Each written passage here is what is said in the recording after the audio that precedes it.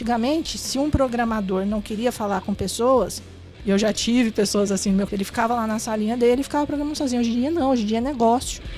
Muda tudo, né? Quando a gente entende que tecnologia é commodity e quem faz a tecnologia são as pessoas... Eu não quero falar sobre isso. Mas é super Eu ainda estou desafiador. tratando com o meu psicólogo isso, eu ainda não estou preparado. Exato. As indústrias aprenderam isso em 1900 e lá vai bolinha. Entendeu? Que tudo que era repetitivo poderia ser feito por uma máquina. É uma coisa que eu percebo como um gap no mercado, né? Acho que na maioria dos gestores de tecnologia que não tem essa visão de negócio, sabe? Aquele gestor só tech. Cláudio, isso é tão necessário na área de TI. Vamos clonar um exército de Cláudias e colocar em cada universidade, em cada curso. Muito bem, meus amigos do PPT Não Compila. Estamos aqui para mais um episódio e hoje é dia de CIO do mês. A gente já teve CTO do mês, hoje é CIO do mês e eu estou aqui com a Cláudia Marquesani. Ela é CIO do maior pet shop ecossistema pet do Brasil, que é a Petz. Quer saber como funciona a administração de TI, como funciona a tecnologia do maior pet shop do Brasil? Vê com a gente esse episódio hoje, Cláudia. Obrigado. Obrigada pelo convite, é um prazer estar aqui com vocês. Obrigado por ter vindo. A Cláudia, além de ser CIO da Petz, fala da Petz ou do Petz? É da Petz, Da Petz, é menina. Né? É menina, legal.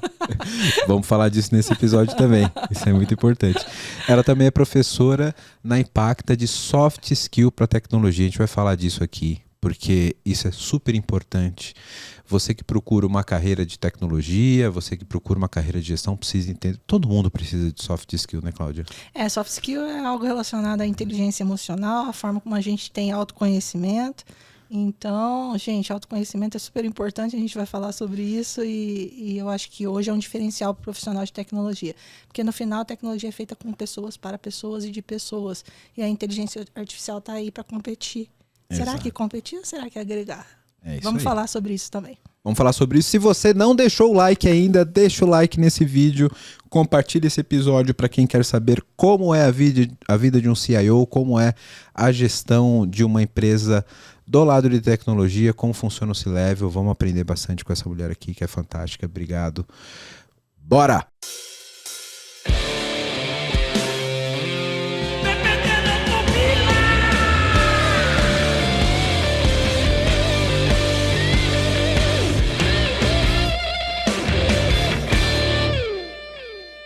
Cláudia, acho que todo mundo faz essa pergunta para um CIO, para um CTO, para entender a jornada, como chegou até essa posição executiva, né? Qual foi teu primeiro contato com a TI, com a informática? Como que você caiu nesse mundo obscuro da tecnologia?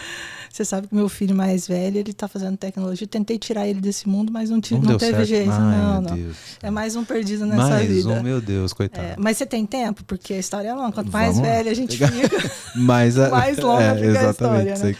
Bom, vamos lá. Eu sou mineira, né? Então vocês vão perceber ao longo do podcast, quanto mais eu falo, mais mineira eu fico. Vai soltando, né? Vai soltando, né? Você vai ficando mais à vontade. E eu nasci numa cidade pequena, 19 mil habitantes. E ali eu tinha dois caminhos ali de carreira. Ia ser professora, ia ser babá.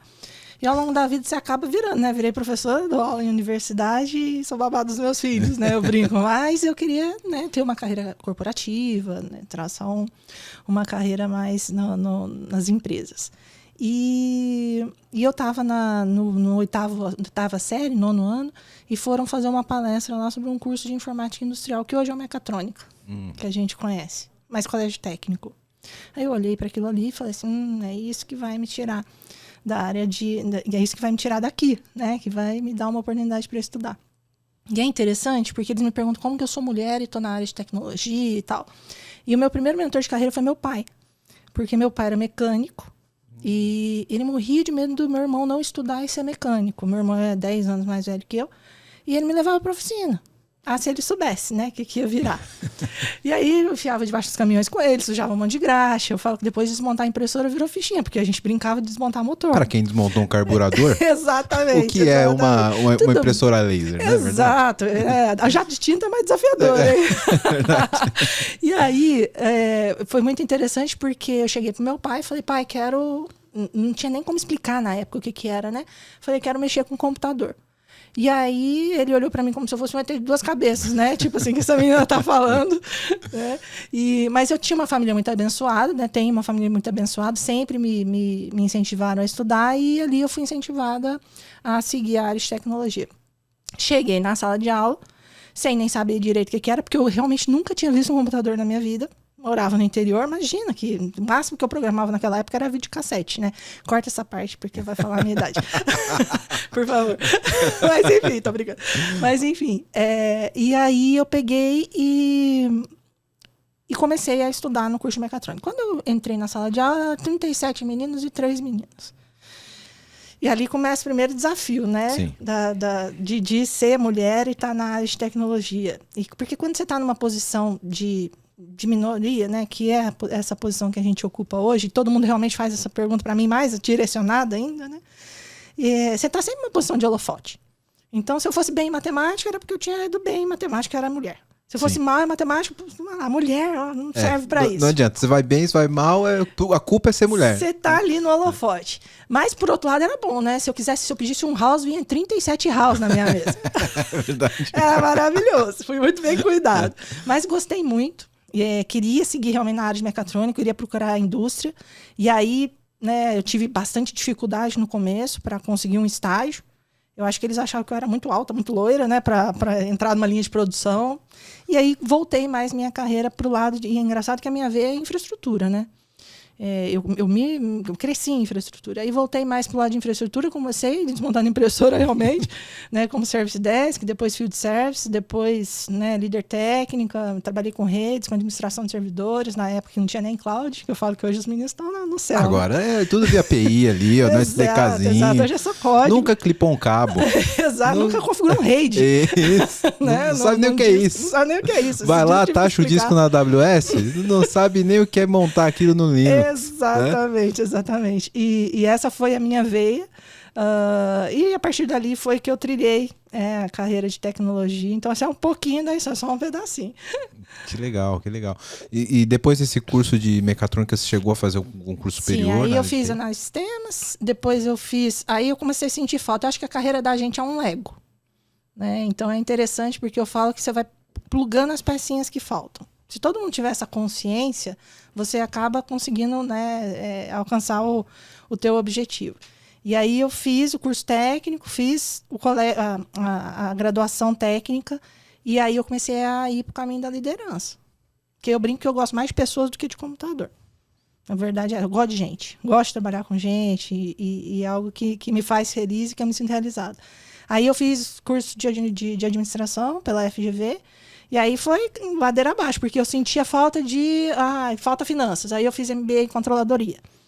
Né? Mestrado fiz em inovação, e por aí vai. Sim. Então, eu acho que é isso. Sempre que todo final de ano, eu faço uma lista de tudo que eu acho que eu quero fazer do ponto de vista profissional, do ponto de vista pessoal.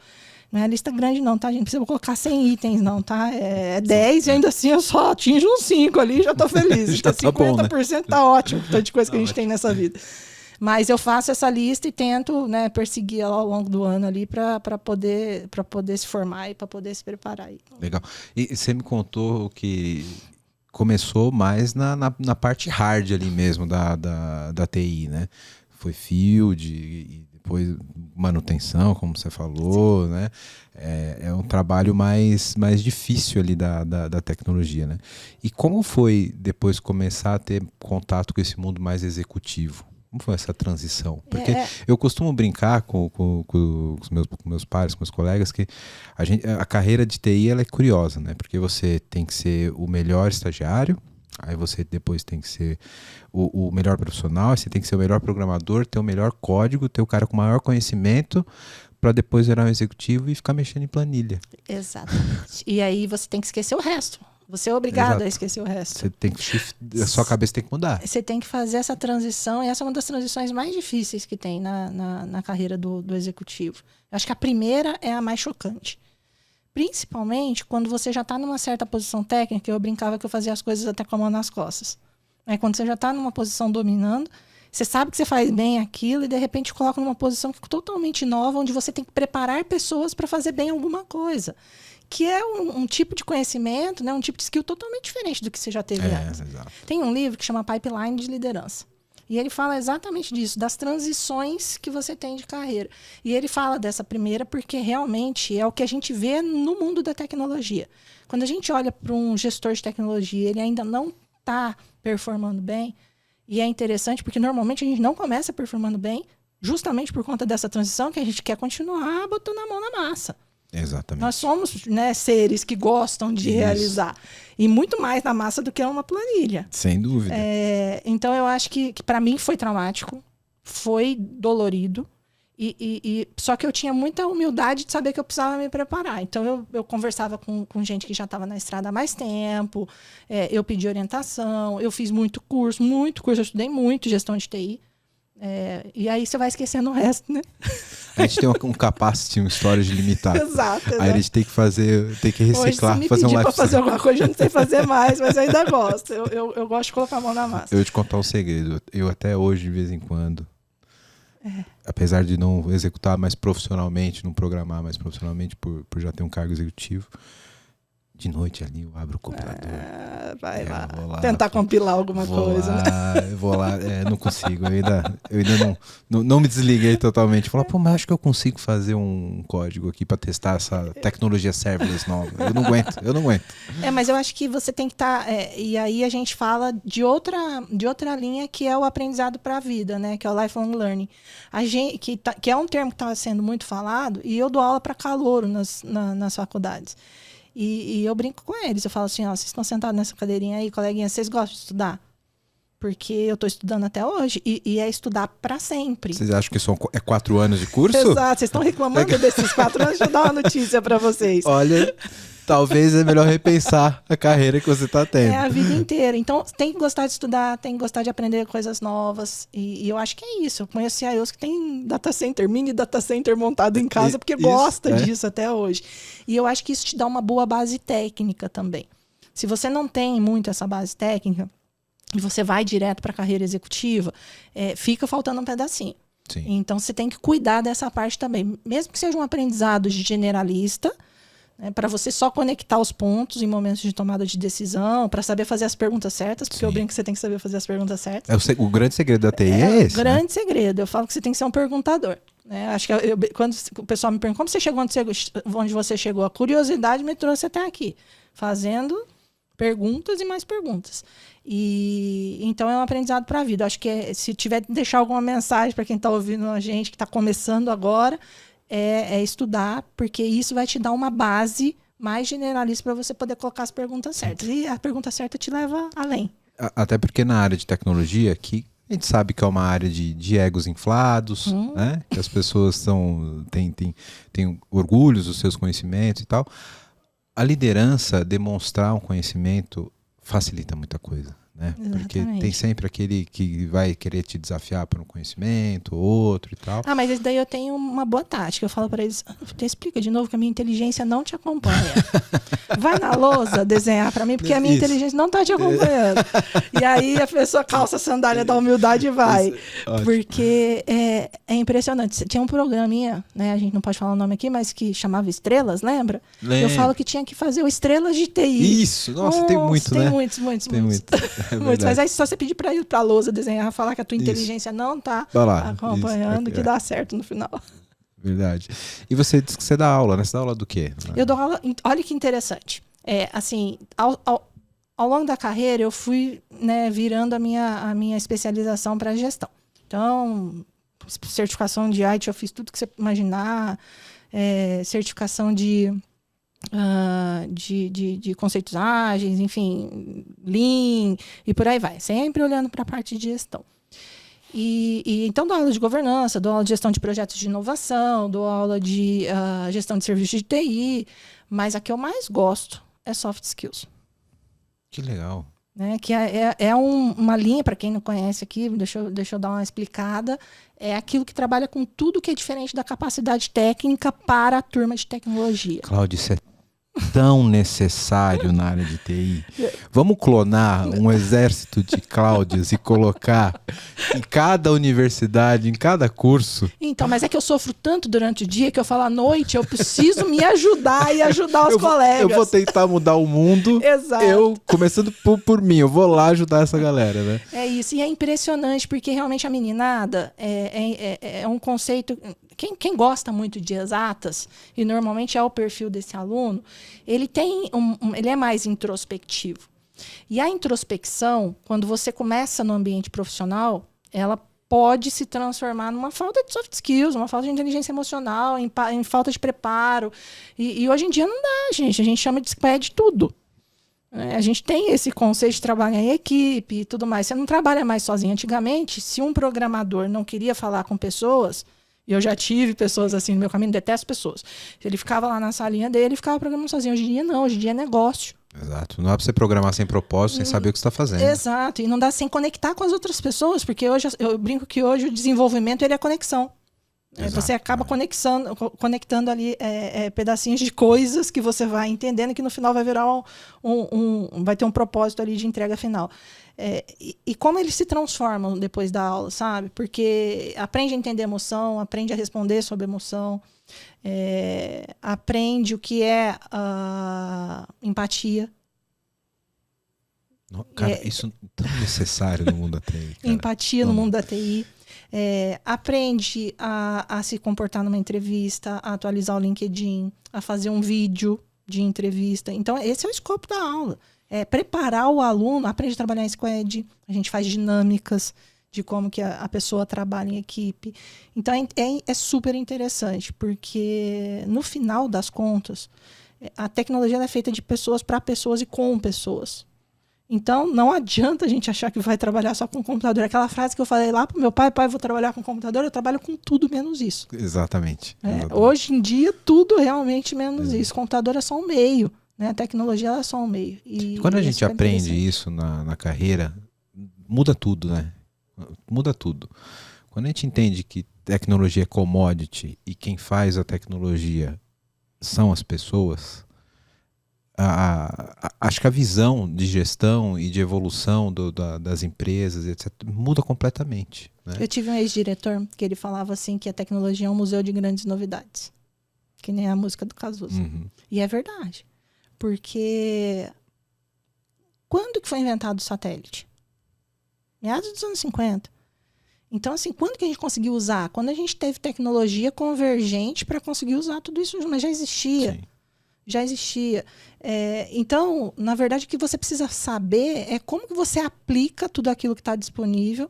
E agora, quando a gente está falando de inteligência artificial e tudo mais que está acontecendo... Hoje eu estava numa conversa e eu falei que é impressionante a gente pensar que até setembro não tinha nada disso. Eu acho que... Olha, eu tenho já uns bons anos de TI. Estou chegando nos meus 40 já. Eu tenho dificuldade de lembrar quando a gente teve uma explosão de uma tecnologia tão rápido como a gente teve com inteligência artificial agora. Parece que ficou represado ali, sabe? A manada estourou de uma vez. Né? Porque uma das características das novidades é ela estar disponível por uma grande massa. Então a estratégia deles foi sensacional. Disponível para uma grande massa, porque daí você cria a força na sua rede, que foi rede de pessoas usando, que foi a mesma coisa quando explodiu as redes sociais, que a gente sabe. Sim. Pivota muito rápido tudo aquilo que está errado, porque você tem capacidade de uso de aprendizado ali, principalmente quando a gente está falando de inteligência artificial. Então é impressionante. E é um caminho sem volta. A gente se acostuma, Então o que vai ficar no final, conectando com a resposta sobre a aula que eu ministro, que é a que eu mais gosto, são soft skills. Para poder direcionar isso e usar bem. E você pega o pessoal com o HDzinho formatado ali, né? Você falou que pega os calouros. Que ainda tem salvação, ainda tem salvação. Você pega ali não tem nem partição ainda. Tá ali, ó, zeradinho. Você já planta a sementinha da colaboração. Isso é maravilhoso. E é isso, tem uns que têm mais capacidade, outros menos, mas todos saem dali sabendo que realmente precisam desse tipo de conhecimento, que não é opcional, que não é abraçar a árvore. Você vai usar aquilo no dia a dia e eles acabam enxergando isso de uma maneira prática. Então é super interessante. Que legal. Parabéns. Obrigada. Obrigado por tentar salvar o nosso mercado. A minha tartaruguinha eu tô jogando no mar. Não vou salvar todas, mas as minhas eu salvo. Legal. Quero falar com você agora que ainda não conhece a Clever. Clever é uma empresa que já tem mais de 3 milhões de usuários em 30 países com 30 idiomas diferentes, que tem trazido soluções em blockchain, criptomoedas e ativos digitais. O objetivo da Clever é te dar liberdade financeira para operar nesse mercado de cripto. Então, se você acredita nisso, se você acredita nessa liberdade, você já pensa como a Clever, vai conhecer os caras, é clever.io. Estão contratando também pessoal para trabalhar com cripto, com blockchain. Então, se você tem interesse, se você tem conhecimento nessa área, procura a Clever. Se você gosta de criptomoedas, se você opera no mercado, você precisa conhecer a Clever, precisa conhecer as soluções da Clever. Então, o endereço está aqui embaixo no vídeo. Para quem não está no YouTube, é clever.io. Vai lá, vai conhecer, que realmente é um mercado sensacional.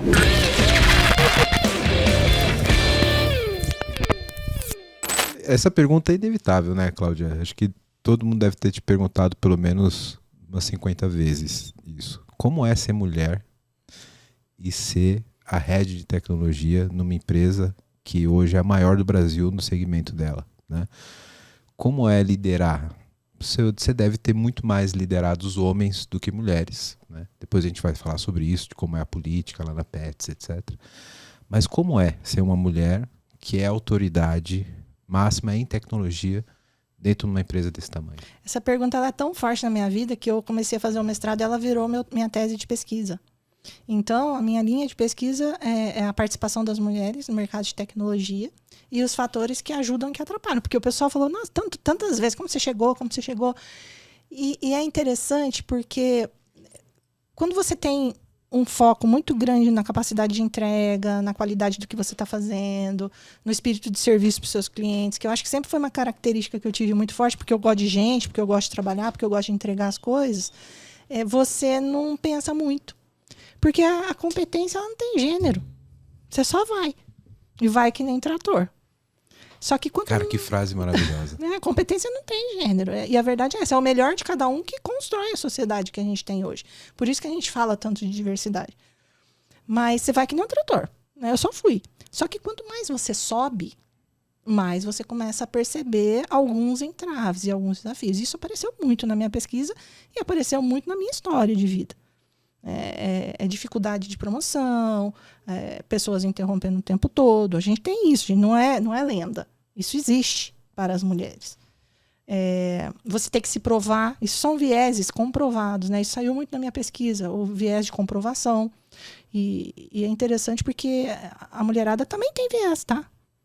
Então, eu estava estudando esse tema há uns 3 anos e eu fui fazer uma entrevista recente agora. E era uma posição extremamente técnica, muito técnica mesmo. E eu entrevistei um homem, conversei com ele lá 1 horinha, pá. E aí falei, nossa, maravilhoso, sensacional, beleza, vamos pra frente. E eu sempre procuro deixar na lista menor, né, no shortlist, um homem e uma mulher quando tem, né, capacidade técnica para isso. E aí eu fui entrevistar uma mulher para a mesma posição. Eu fiquei sabatinando a menina umas 3 horas. De alguma forma, meu cérebro entrou num processo automático e eu achava muito diferente ela conhecer tecnicamente aquilo. E é automático mesmo. Por isso que não é culpa de homem, não é culpa de mulher, é culpa... E aí tem antropologia envolvida, é culpa de toda... A própria sociedade molda um pouco disso. Né? A sociedade. A gente é meio que pré-programado para isso, né? A gente é pré-programado. Eu dou muito palestra sobre diversidade, né? E de gênero, especificamente de gênero, que é o que eu estou estudando, né? E aí eu peço para levantar a mão. Ó, quem tem filha em idade de escolher universidade? E que queira fazer tecnologia. Tecnologia, vamos combinar, não é glamuroso. Eu já fritei ovo. Tem uma coisa que não tem glamour. É fazer deploy sexta-feira à noite. Isso, pré-carnaval. Isso. Né, então. Virada de ano novo. Então tem... Qual é o glamour de uma sala de guerra? Não tem glamour nenhum. Ah, dá pra comer uma pizza. Então, de vez em quando, né? Exatamente. É isso, os amigos que você faz, as risadas que você dá. Mas assim, não tem glamour nenhum. Durante a pandemia, eu lembro direitinho, eu no meio de uma reunião executiva, meu filho começou a gritar que queria um lanchinho.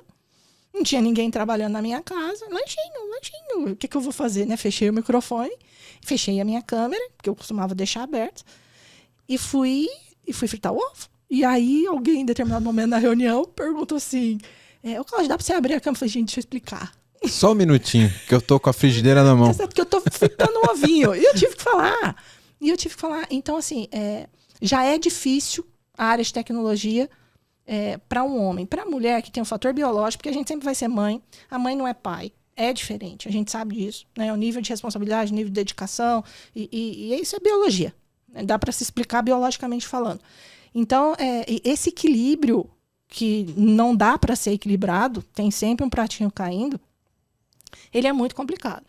E aí, a gente não tem modelo, porque são pouquíssimas mulheres na área de tecnologia. Inclusive, tem um grupo chamado MCIO, onde a gente tem a Ione, que é a presidente, e eu faço parte desse grupo.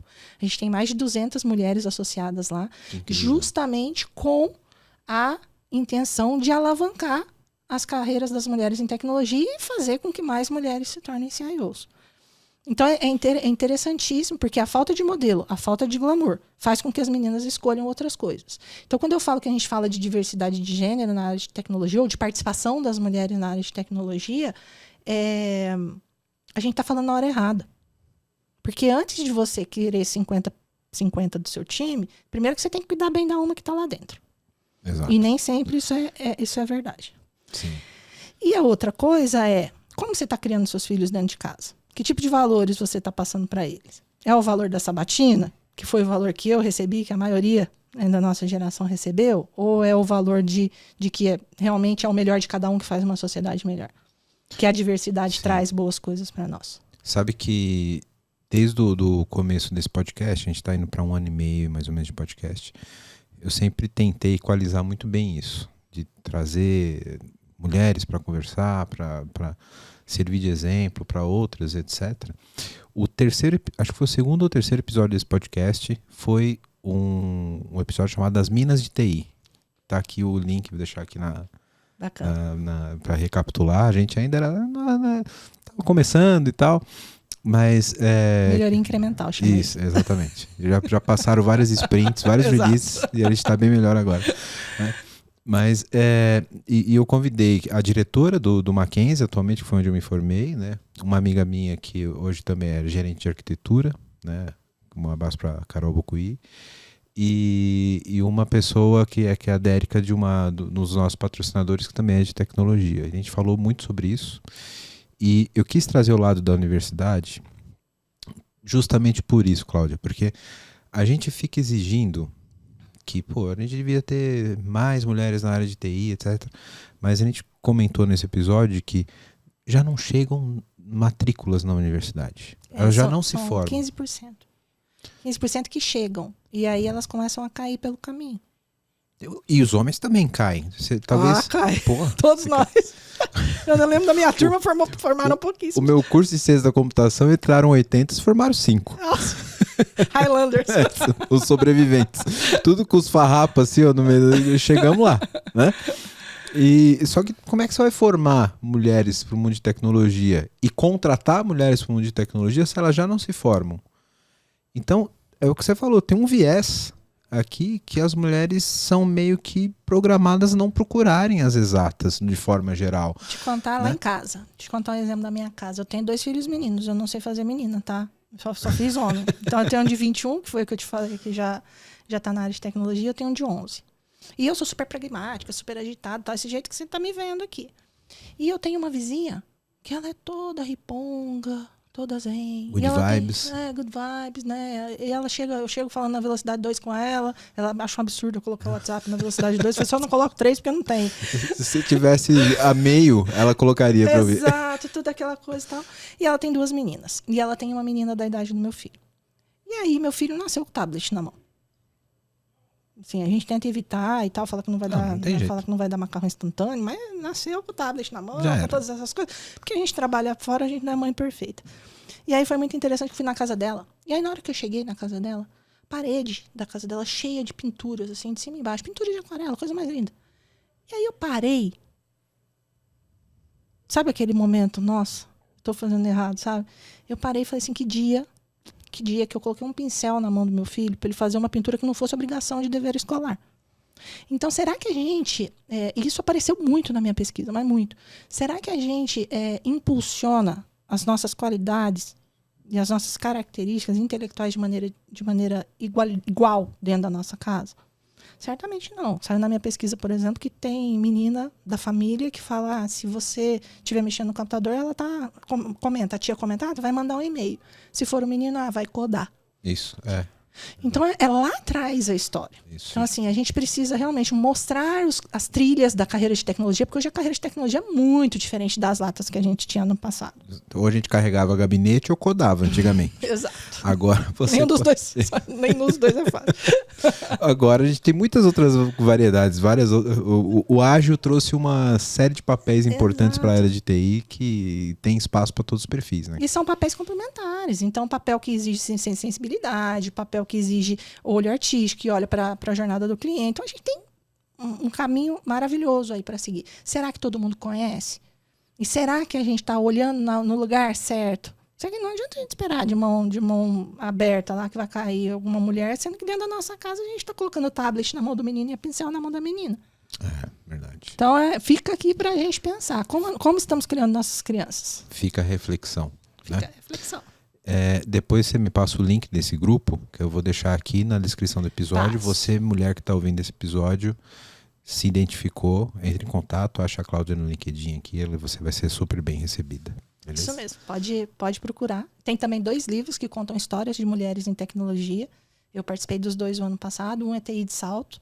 Então já está indo para TI de salto, tem Scarpan e tal. Não vou mostrar aqui porque o meu está debaixo da mesa, mas a gente sim vai trabalhar de Scarpan, sim, vai de vestidinho, porque eu acho que você tem que manter a tua essência, seja ela qual for. Então o nome é TI de salto e o segundo é Mulheres na Tecnologia. Então tem várias histórias inspiradoras lá. Que hoje eu estava conversando com o CIO e ele falou que tem uma filha de 12 anos que quer seguir a área de tecnologia, mas que ela não encontra modelos. Então, é muito importante a gente conhecer para poder passar quais são esses modelos e como que a gente pode aí evoluir. Sem dúvida. Está aqui um modelo perfeito para você se espelhar, você que está ouvindo a gente. Existem mulheres competentíssimas. Super competentes. E super competentes no mercado de tecnologia. É isso. E, Cláudia, agora falando sobre tech de fato, né? Como é a tecnologia do maior pet shop do Brasil? Porque muita gente vai pensar, o que tem de tech, né?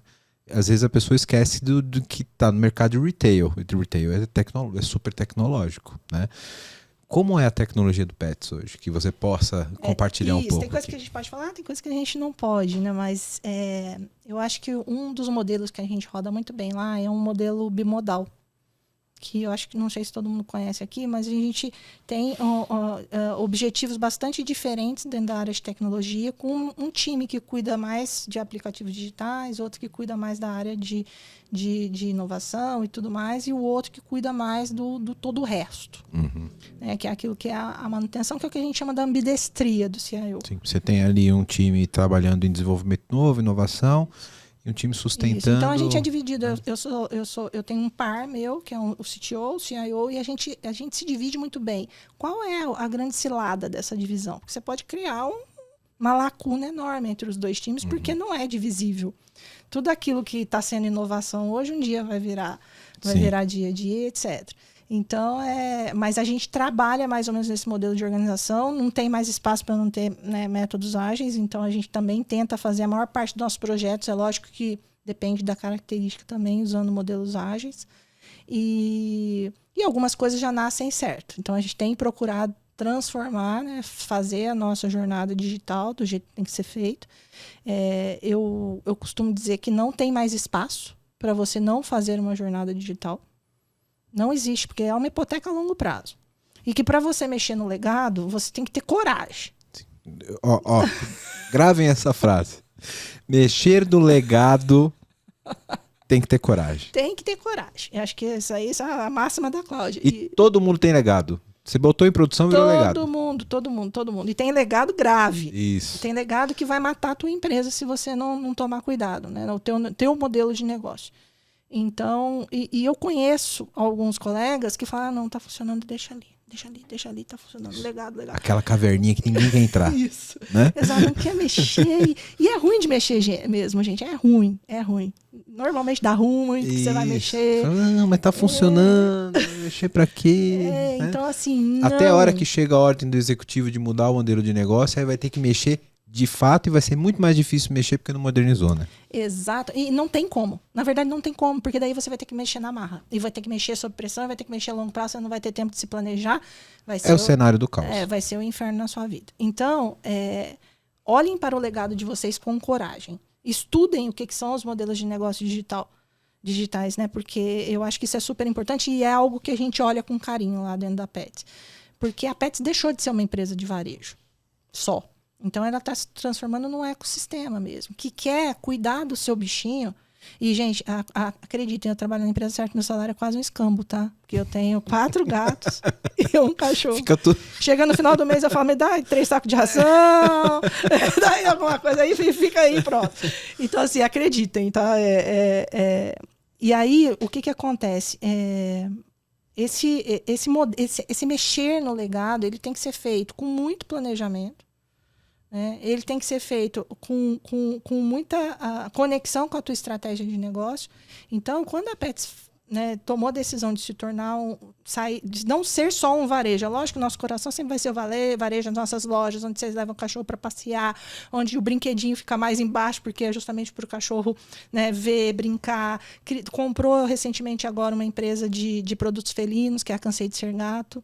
Cansei de ser gato. Cansei de ser gato. Quando o projeto tá dando errado lá em TI, a gente fala, gente, cansei de ser gente. A gente pegou o logo. Agora eu quero ser gato. Agora eu quero ser gato, que é muito mais fácil.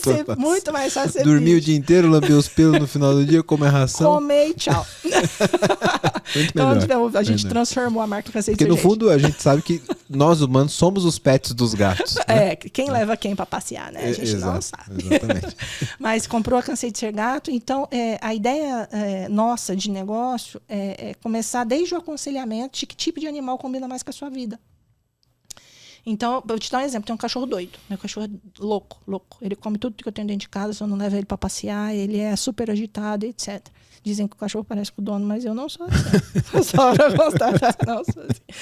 E aí, se eu tivesse tido algum tipo de aconselhamento antes, né, de adotá-lo, eu teria escolhido um outro tipo de animal que combina mais com o meu estilo de vida, que fico fora de casa, que trabalho muito, etc. Então, essa é a ideia. Desde o ciclo de vida do nosso animal, vamos falar assim, cuidar de toda a saúde animal. Então, a Petz tem a rede Seres, com hospitais veterinários. São os hospitais top de linha, sabe aqueles onde os políticos vão se tratar? Então, são os nossos hospitais, só que dos bichinhos. Sim. Sabe? Então, são hospitais top de linha, onde você faz ressonância magnética, onde você tem especialidades animais, onde você tem uma piscina, o cachorro fica fazendo fisioterapia, é uma gracinha, você vê assim, é a coisa mais linda. Então, assim, e até o momento da perda do animal, que é um momento muito traumático para o nosso cliente. Então, como você transforma esse trauma em algo não menos dolorido, porque sempre vai ser dolorido, mas em algo que seja marcante para ele de uma maneira pelo menos mais amena. Então a gente tem casos, por exemplo, de fazer uma lembrancinha com a patinha do animal, histórias maravilhosas. Assim. Se sou eu morro lá. Exato. Histórias assim, maravilhosas de cuidado, porque são pessoas que se conectam com o nosso serviço, com o nosso ecossistema e acompanham o nosso ecossistema a vida inteira. E tudo isso tem um arcabouço de tecnologia por trás. Tudo isso tem um arcabouço de tecnologia. Então, nós temos aplicativos que cuidam por trás, nós temos toda a nossa jornada de migração para a cloud, que também está por trás.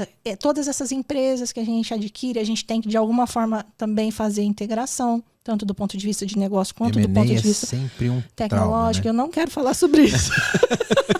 Mas é super Eu ainda estou desafiador. tratando com o meu psicólogo isso, eu ainda não estou preparado. Exato. Mas sim, é algo que a gente... e a gente aprende demais nessa jornada. Porque a gente conhece vários modelos de negócio, a gente conhece vários tipos de tecnologia. Eu costumo olhar sempre pelos dois lados, né? Ao mesmo tempo, no final da balança do profissional de tecnologia, você só precisa ter mais dias bons do que ruins. Isso, exato. Porque os dias ruins vão existir. Vão existir. Se você conseguir ter um pouquinho a mais de dia bom, tá ótimo, né? Tá ótimo. Mas até para o pessoal conhecer melhor como é essa rotina, Cláudia, porque muita gente tem visão de que o retail é lá, o cara bota o sistema de vendas e um abraço. Não é assim, né? Vocês têm desenvolvimento próprio? A gente tem desenvolvimento próprio, a gente tem desenvolvimento fora de casa também, é uma estratégia de sourcing meio que mista. A gente tem os nossos aplicativos, a gente considera os nossos aplicativos produtos, a gente faz a evolução dos nossos aplicativos, porque senão o nosso concorrente vai fazer. Exato. É isso. Né? Ao mesmo tempo, a gente tem os sistemas tradicionais. A gente tem o sistema do PDV, a gente tem o sistema do back-office, a gente tem sistema de folha de pagamento. E é tudo muito nervoso. Porque não dá para deixar um cara com um saco de ração na mão esperando ali, porque o PDV não funciona. É tudo para ontem. A gente tem minhas ofertas, né? Programas de fidelidade e tudo mais, que também tudo tem que funcionar muito integrado, tem que passar no caixa, tem que dar o desconto, ao mesmo tempo eu tenho que estar no aplicativo, e principalmente o modelo de omnicanalidade, que é o que a gente fala hoje do varejo, que isso é super importante para quem está no mercado de tecnologia, que queira algum dia trabalhar no varejo, entender o que é omnicanalidade, que na verdade você não tem mais o varejo físico e o varejo digital. É uma coisa só. É o que eles falam de phygital. Hoje o teu cliente ele escolhe um produto no seu e-commerce, ele vai pegar na loja, ou ele compra no e-commerce e vai pegar na loja.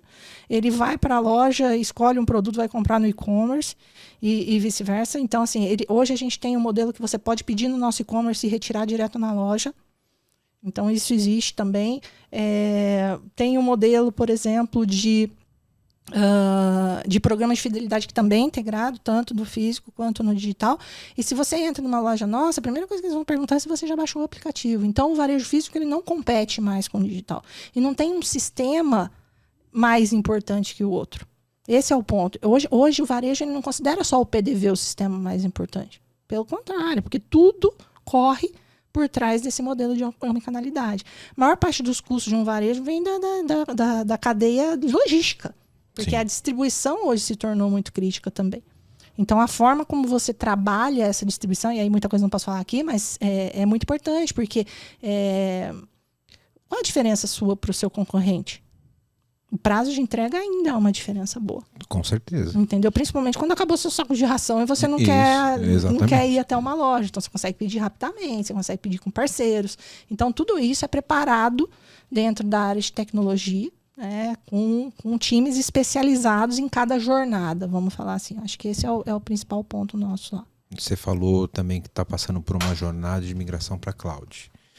O que você pode compartilhar com a gente dessa experiência? Já foi. Já foi? Axé. Já estamos na nuvem? Já estamos na nuvem. Nossa.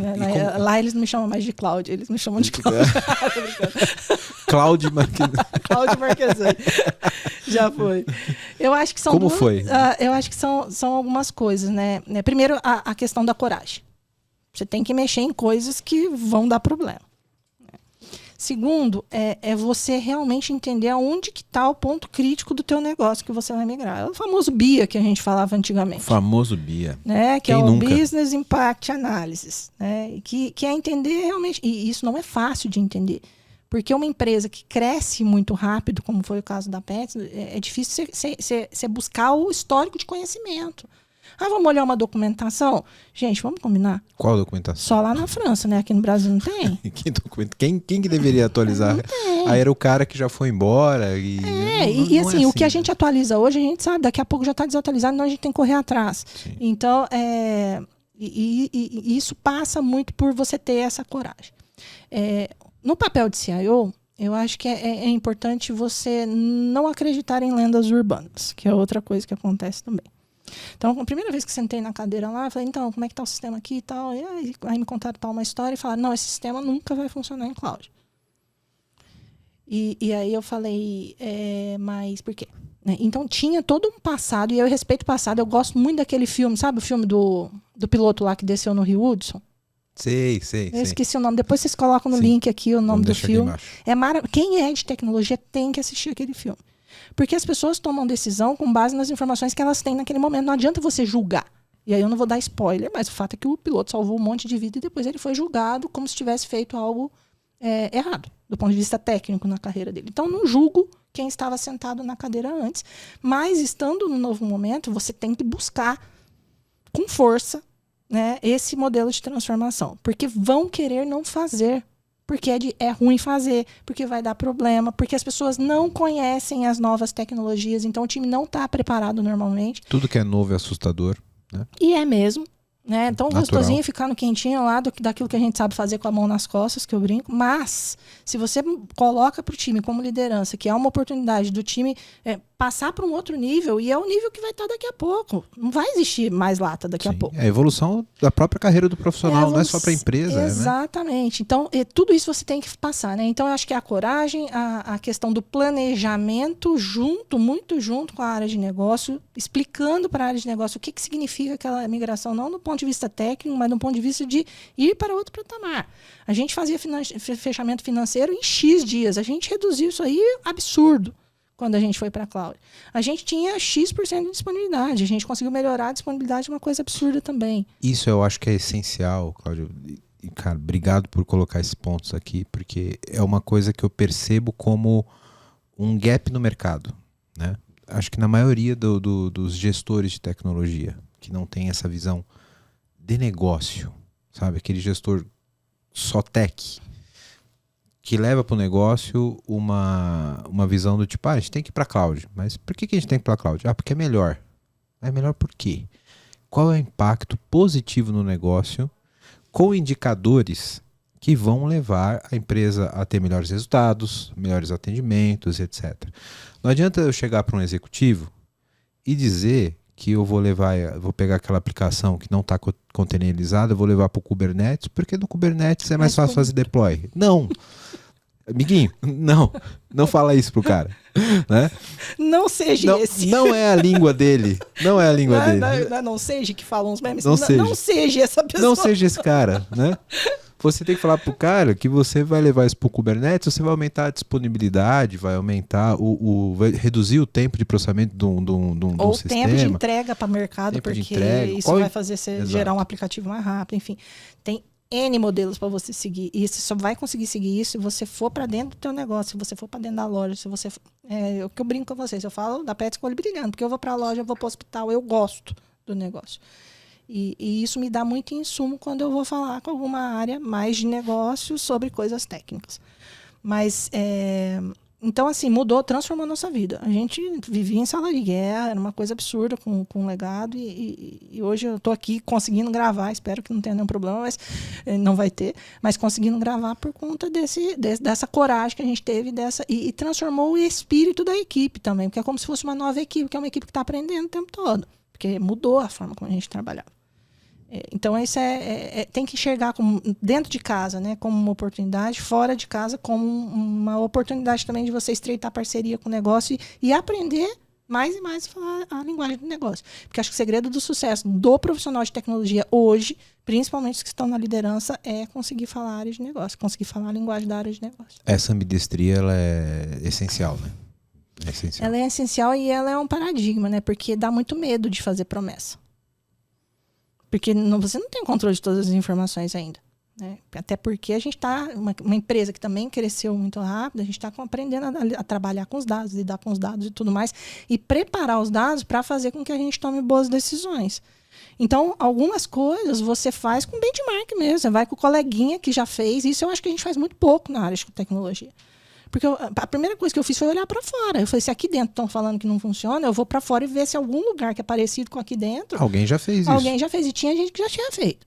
E aí eu fui buscar os fornecedores de quem já tinha feito. Eu fui conversar com os maiores especialistas. Por que lá deu certo, por que aqui não daria? Para ver se... Foi tudo lindo, gente. Não foi tudo lindo. Foi complicado. Mas das migrações que eu acho que eu já fiz na minha vida, foi uma das melhores. Porque a gente gastou muito tempo fazendo benchmark, a gente gastou muito tempo selecionando quem de parceria ia com a gente fazer a migração. Isso é primordial, porque nem sempre você tem todo o conhecimento dentro de casa. Aliás, quase nunca. Eu acho que colaboração também é um ponto importante nesse processo. E, no final das contas, a gente gastou o tempo de execução mesmo foi mínimo. Mínimo. Que foi bem preparado antes. Porque a gente fez bastante tempo de planejamento, a gente teve bastante tempo de planejamento. Então, eu acho que são os 3 principais pilares aí para a gente poder trabalhar quando a gente está falando dessa jornada, que é mexer no legado. É muito mais do que só migrar para a cloud. Exato. É mexer no legado. É pôr a mão no vespeiro. Exato, isso mesmo. É isso mesmo. Pôr a mão no vespeiro. Bom, você que tá vendo esse podcast da hora, tá vendo um monte de problema aqui que a gente tá colocando, né? E quer uma ajuda aí na sua empresa, faz o seguinte, entra no site aqui da VMBears, que a gente pode te ajudar, vmbears.io. Nós somos uma empresa relacionada à arquitetura de soluções, a modernizações de aplicações, também atuamos na frente de DevOps, para ajudar vocês a serem extremamente ágeis. Então, dá uma olhada no nosso site, que vai estar aqui embaixo, vmbears.io. E lá você vai poder ver um pouquinho da nossa história, dos nossos profissionais. E aproveitando, se você for um profissional da área de tecnologia que está afim de trabalhar numa empresa legal, um monte de colega, gente boa e tecnologia de ponta, manda um e-mail para peoplecare@vmbears.io. Aí já. Agora eu quero meu show, velho.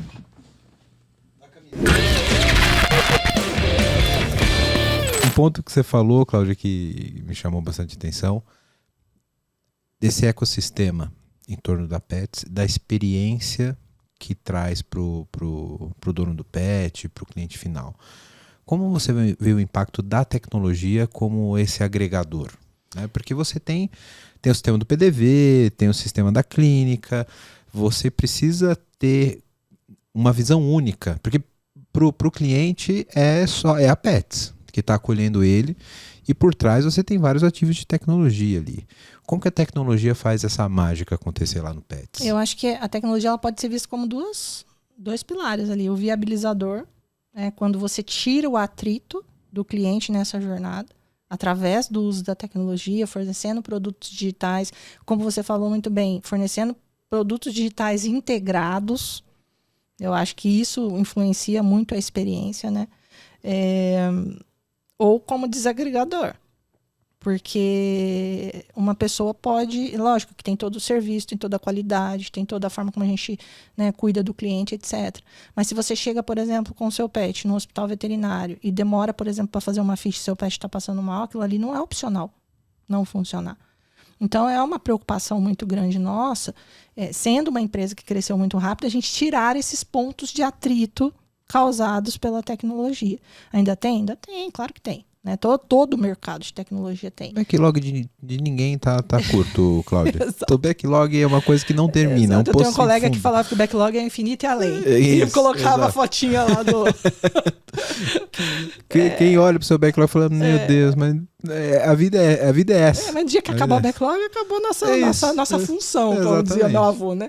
Mas você tem que estar muito consciente, né, de como priorizar, do que priorizar, qual é o principal atrito que tem dentro. E aí, o meu conselho é simples. É um negócio que chama Gemba.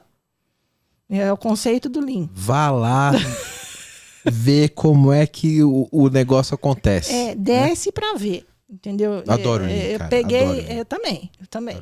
Adoro. Então, eu peguei, botei o timão... Meu cachorro chama timão, tá, gente? Você é corintiana, claro? Não, então, mas esses dias eu falei num lugar que eu não podia falar isso. Tipo, num jogo assim, sim. Sabe? E aí me pediram, não, timão. Aí fez-se aquele silêncio, né? Aí eu falei, meu Deus, o que tá acontecendo aqui, né? Aí eu falei, nossa, eu não podia falar aqui, né? Ninguém ia saber. Aí eu falei, não, do Timão e Pumba. Não é. Aí me pediram uma foto. Aí eu falei, não tenho. Lógico que ele é Timão, porque é branco e preto, porque eu sou corintiana. Mas você tem salvo-conduto. Se der um problema... Tem contingência. Timão e Pumba. Tem o DR. Ixi, deu ruim. Vamos pro Timão e Pumba. É só não mostrar a foto, porque ele é todo branco e preto. E aí peguei o Timão tava doente, desesperada, fui num consultório. E aí era muito interessante, porque você vê a pessoa usando o sistema. Então você vê a jornada da pessoa usando o sistema. As dificuldades que tem, o quanto que demora, o que está dando problema. Vai na sua operação de atendimento, vai na sua operação de loja, conversa com o gerente de loja.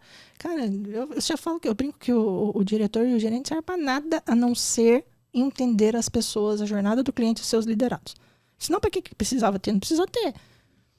Entendeu? Então, eu gosto muito disso. Isso não significa ser hands-on. Tá? Isso não significa você deixar de fazer o seu trabalho para codar. Pelo contrário, isso significa que você vai adquirir conhecimento, entendeu? Para você poder tomar melhores decisões ao longo da sua jornada. É um outro tipo de conhecimento que você precisa para executar a função que você tem. Exato. Atualmente. E muitas vezes a gente tem a ideia errada, de que sentou numa cadeira de diretoria, tá lá com a mesinha fechada, castelo de cristal, e bora lá. Vou tomar minhas decisões porque só fui o melhor técnico, fui o melhor líder e dali para frente eu vou. E não é assim. Senão o CIO, o CTO ia ficar aprovando por request o dia inteiro. A Pets tem 220 lojas. E algumas coisas chegam para mim. E era interessante logo que eu cheguei lá, porque a pessoa que trabalhava comigo no Service Desk, por exemplo, ficava pé da vida. Pé da vida. Porque eu abri o canal para falar comigo. Porque eu falei, não, se está chegando até mim é porque toda a outra cadeia do processo está dando errado. Uhum. Teve alguém lá da loja que não atendeu, teve alguém do suporte que não atendeu, o Service Desk não atendeu, e por aí vai, e eu preciso saber. Eu preciso saber para corrigir. Quase enlouqueci no começo, mas corrigiu-se, porque você começa a pegar quais são os pontos de falha da forma como você opera com tecnologia e consegue resolver. Quem faz muito isso é a Luísa. Verdade. Do Magazine. Ela fala isso, que ela abre o canal para falar com os gerentes de loja. Porque as coisas, gente, acontecem na loja. Entendeu? E a gente sabe que tem uma camada intermediária ali que não está muito interessada em passar o problema para cima. E às vezes não é nem isso, sabe? Às vezes tem a questão da falta de interesse, lógico. Essas pessoas têm que identificar no teu time, ou para botar no lugar certo, nem que o lugar certo seja fora do seu time, né? Seja na rua. Mas, enfim, fora isso... Gente, eu não sou horrorosa, eu sou vazia. Eu adorei essa, vou guardar para mim. Você tem que colocar todo mundo no lugar certo, mesmo que seja fora. Exato, né? Deixa fora ali. Mas, fora isso, às vezes não chega a informação também. Porque são algumas camadas. A gente cresceu aprendendo, não o modelo de colaboração, mas o modelo de trabalhar em silos. Quantas e quantas reuniões você entra para explicar se o problema é de TI ou de negócio? Gente, o problema é da empresa. Entendeu? Não me interessa mais aonde está o problema. Interessa quem que vai corrigir. Ou vamos corrigir todo mundo junto, vamos entrar em simultâneo na sala de guerra.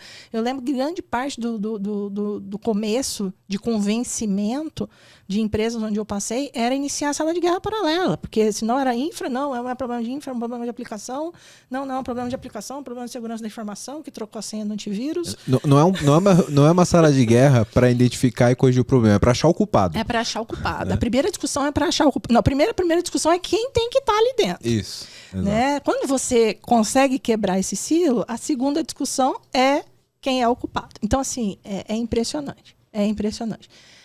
Mas a gente tem vencido isso aos poucos. E por isso soft skills é tão importante. Nossa, volta lá do começo. Voltamos lá na questão dos soft skills, entendeu? Muito bom. Vou beber, porque senão vão achar que isso aqui é de mentira, de verdade. É verdade, não é cenográfico não, tá, gente? Ela tá tomando cerveja aqui com a gente. E, Cláudia, uma coisa que eu tô louco para perguntar aqui, que eu pergunto para todos os meus entrevistados. A gente falou um pouquinho no começo do episódio sobre o boom da inteligência artificial, como isso está escalando de forma absurda em alguns 6 meses agora, um pouco mais talvez, né? Como você vê o impacto disso no mercado da Pets? Que a gente, acho que daqui em diante, não sei se você concorda comigo, mas a minha visão é que os grandes players de tecnologia vão investir pesado em inteligência artificial, né? Meta, Google, Azure, enfim, os grandes players vão investir muito e cabe a nós agora como gestores de tecnologia fazer a aplicabilidade disso, né? Ninguém vai ficar, você não vai ter um chat GPT em cada esquina, né? A gente vai ter grandes players trabalhando com tecnologia. Eu acho que é mais ou menos parecido como a gente tem grandes vendors ali com cloud, etc. E a gente tem que entender agora como isso se aplica, né? Como que você vê isso no mercado de retail como um todo e dentro da Pets hoje? A gente está vivendo uma era, de tecnologia muito abençoada. É muito especial que a gente está passando agora. Que é a tecnologia se alimentando, se retroalimentando da inteligência humana. Isso é inteligência artificial. A inteligência artificial nada mais é do que o uso da tecnologia para impulsionar a inteligência humana. E aí, como é que você faz isso, né, dentro do teu modelo de negócio, sabendo identificar onde estão as oportunidades? Então, a gente tem olhado dentro da Pets onde estão as oportunidades. Não vou falar, porque senão o concorrente vai vai copiar. Não copie. Exato, mas a gente tem olhado para algumas oportunidades, o retail como um todo. Então hoje eu estava conversando com colegas do retail, né, como que você usa para o negócio e também para a tecnologia. Então, coisas mais repetitivas que a gente fazia de tecnologia, que seja codar, tá, gente? Perdão os coders aqui, mas coisas repetitivas a gente vai ter que aprender a fazer outra coisa nesse tempo. O dev que não tá olhando o Copilot hoje, etc., tá resistente, ele tá comendo bola aí, amigão. Você pode melhorar a sua produtividade fazendo. Você não vai fazer getter e setter lá na linguagem que você faz, coisa que você teria que fazer básico, se o Copilot pode fazer isso. Inteligência de negócio. Vai entender o negócio e vai fazer o código que atende o negócio. Deixa a máquina fazer o básico. Deixa a máquina fazer o básico. Deixa a máquina fazer aquilo que é repetitivo, aquilo que é burro. Enfim, as indústrias aprenderam isso em 1900 e lá vai bolinha. Entendeu? Que tudo que era repetitivo poderia ser feito por uma máquina. Exato. E a gente tem aprendido isso, mas sempre com um esforço técnico muito grande por trás. Esse esforço ele vai ser minimizado agora. E aí entra a variável gente no meio disso. Então tem gente apavorada. Isso. Apavorada. Não quero ver o que é isso vai tirar meu emprego, etc. A academia mesmo está apavorada, os professores apavorados, assim, porque, enfim, é um outro jeito de pensar. Tem um vídeo do Leandro Carnal, coloca o link aí, onde ele faz a comparação entre a diferença da resposta do ChatGPT com as respostas das pessoas que ele entrevistou para as mesmas perguntas. Nível de profundidade, o quanto ele faz contraponto, dependendo do que foi perguntado. Adoro o Carnal. É impressionante, porque você vê que as respostas das pessoas são mais elaboradas. Então é como se o ChatGPT fosse uma criança de 8 anos, mas olha, ele está fazendo resposta melhor que a minha, viu? Estudou bem nesses 8 anos, vou te contar. É um superdotado de 8 anos. Exato, a menininha está bem. É uma menininha. Mas é fato que a gente vai ter que identificar quais são as oportunidades de uso, olhando para a nossa cadeia de valor do negócio e olhando para quais são as nossas maiores necessidades. Isso, uso para o negócio. O uso de tecnologia mesmo, a gente vai simplificar nosso trabalho. Então, tem muito código burro que a gente fazia, tem o Copilot, tem, enfim, N caminhos para a gente poder seguir. E aonde que está o problema disso? A pessoa já está usando. Já está na mão da galera. Já está na mão da galera. Então, esses dias foi interessante que a gente entrou numa seara de discussão lá. E aí, como é que a gente...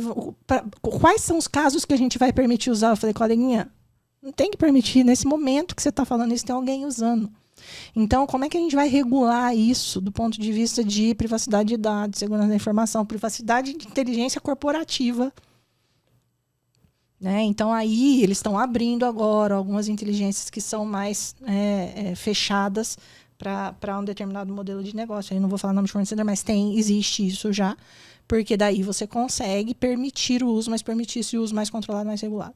No mais, é tudo muito novo. Né? Tem muitas questões em aberto ainda. Muitas questões em aberto. Então, eu acho que é isso. E eu acho que as melhores tomadas de decisões vão ser a partir da inteligência humana mesmo, da gente saber realmente identificar, né, como que a gente usa isso. Até eu coloquei no meu LinkedIn agora recentemente a foto do Papa, né, com um colete de guerra. Então, não é a tecnologia. O problema é que as pessoas são más. Isso. E elas usam desde sempre, desde a época da bomba atômica. A bomba atômica não foi estudada para isso. Exato. Toda a tecnologia por trás. Tecnologia é um meio, é ferramenta. O uso quem faz somos nós. O uso quem faz somos nós. Então, será que a gente está preparado para esse uso da melhor forma possível? Quem vai dizer como deve usar? Então, são muitas coisas que, né, a gente viu a carta, a gente vê alguns países banindo, mas é um caminho sem volta, não tem como banir mais. Então, agora eu acho que é a gente sentar, né, com tranquilidade, tentar entender a melhor forma que a gente vai usar, tentar regular isso minimamente dentro da nossa organização, com base no que a gente já conhece, porque também é muito novo, a gente também está conhecendo. E em frente, vamos ver o que mais vem por aí, que vem mais coisas, viu, gente? Tá? Vem mais coisas. Eu também acho que a gente está só na pontinha do iceberg. Né? É isso. Acho que, como você disse, a gente está num ponto de inflexão muito parecido, não sei, com a revolução da internet em 90 e pouco. A primeira vez que eu usei, é interessante, eu queria que alguém tivesse perto de mim, porque eu sou mineira, daquelas pessoas impressionadas que ainda andam em São Paulo olhando para os prédios, assim, né? Eu falei, gente, isso daqui vai dar um ruim. Nossa, que negócio é esse que tá dando essa resposta pronta? E eu pedi para ele fazer uns Hello World ali de tudo quanto é coisa que eu imaginei, porque até então eu falava Hello World é o fim do mundo o cara fazer, né? E fez. E fez, e aí eu falei... Query de hoje, banco? Query, enfim. Hoje ele está fazendo um modelo matemático de data science. Se você pedir, ele faz um bom modelo de matemática de data science. Depois é só você trocar suas variáveis ali. Então, assim, é impressionante o que pode fazer. Então, eu já estou usando 4, e aí, propagandas à parte, eu estou por dentro lá para tentar brincar. Até porque é divertido. Exatamente. Mesmo se eu não tivesse um uso profissional, até aqui no podcast a gente usa bastante, fazer descrição, etc. Eu ia estar pagando para ver. Como eu disse, eu tenho ali o meu... Olha só, tem um SDK Python aqui, dá para fazer a chamada na API... Eu tô ali brincando, então realmente impressionado com o poder que a gente tem. Mas eu acho que esses pontos são importantes. A gente achar bons casos de uso e minimamente identificar a forma como a gente vai usar de uma maneira que a gente tenha uma regulação da inteligência da corporação.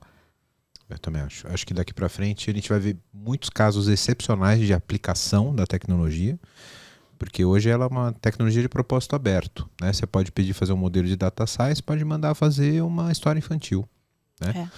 Eu acho que a gente vai ver empresas nichadas, soluções nichadas que utilizam a mesma tecnologia que vão revolucionar muito algumas coisas.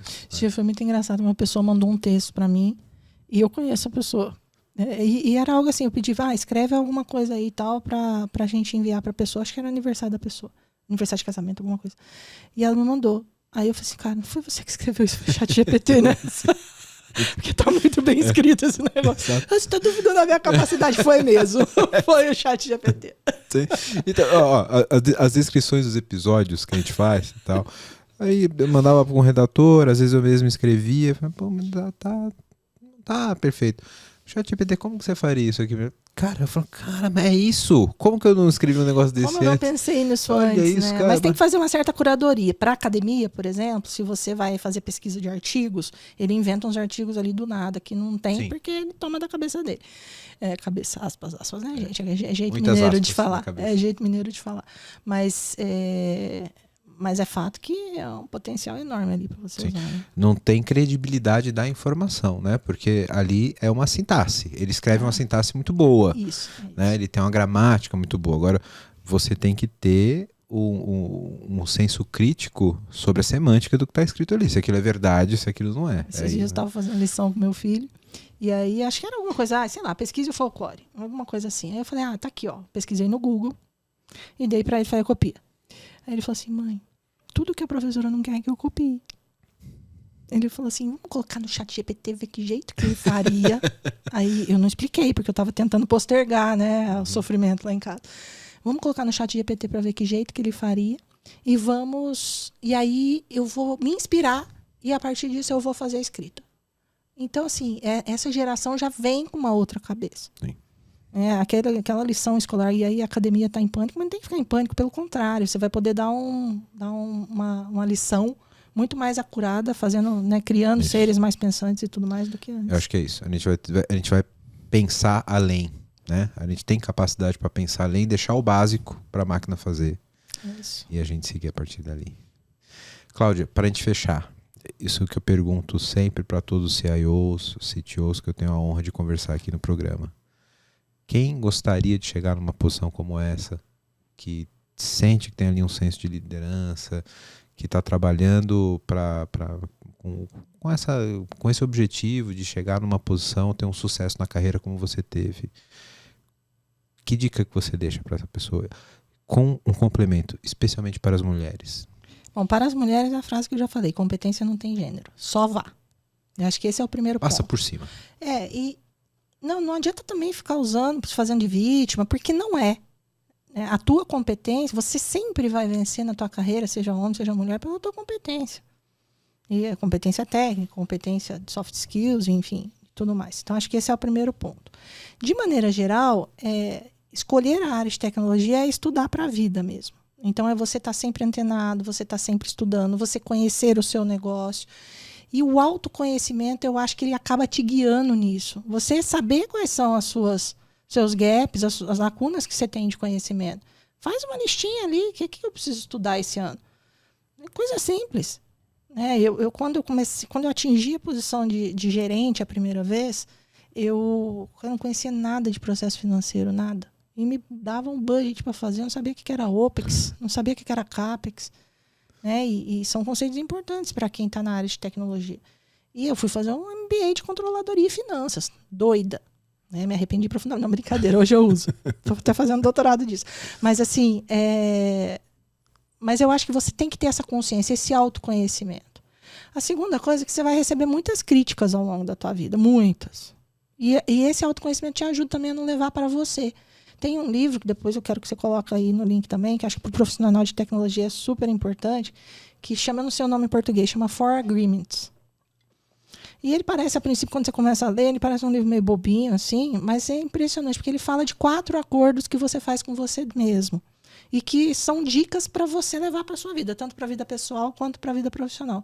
Um deles é você não levar as coisas para o pessoal. Para o lado pessoal. Eu acho que o profissional de tecnologia leva muitas coisas para o lado pessoal. É porque o ego é inflado. Né? Exato. Todo mundo tem um ego inflado, se sente um pouco mais ofendido. Calça a sandália ali da humildade, só vai, vamos resolver, vamos fazer junto. Eu acho que é esse o modelo que a gente procura hoje e a curiosidade, a humildade de perguntar, de não ter todas as respostas, né?